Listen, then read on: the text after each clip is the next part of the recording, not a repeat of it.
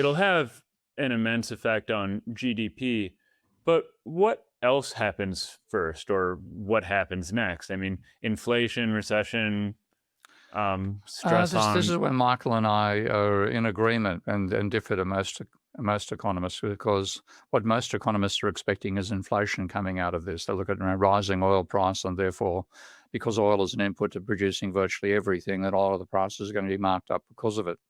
And that's true. Michael and I both expect that to happen. But the reason we differ in saying we don't expect continued inflation is that for that initial spark of inflation to cause an inflationary spiral, people who wear that increase in price of oil have to be able to pass on their own costs. Now, manufacturers can do it, okay, but workers can't, because they don't have the trade unions that used to exist. They don't have the bargaining power they used to have back in the 70s. And therefore, you're likely to see prices going up, wages not changing all that much, and therefore people will be able to buy less goods and services. So the cash flow going to businesses will be less than they plan on, and that means the cash flow, it won't be sufficient for many of them to service their own interest commitments for the debt they've got.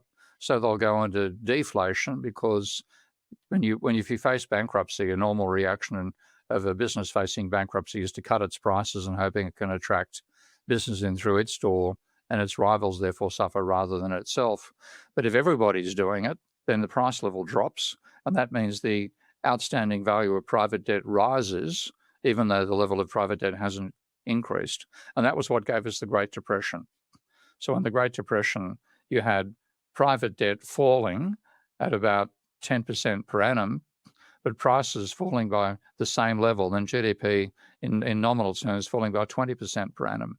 So in fact, you had a lower level of ratio of private debt to GDP. Sorry, you had a lower level of private debt, and you had a rising ratio of private debt to GDP. So I expect to see something similar coming out of this, and that means that many workers won't be able to pay their mortgages, firms won't be able to pay the debt they've got for their working capital, and so we'll see financial bankruptcy, financial consequences coming out of this, and bankruptcy spread across the whole economy. So an initial sign of this is going to be the inflationary surge from when the shortage finally hits. And this is another engineering thing, because whether the shortage hits you or not depends upon the stocks you have of oil.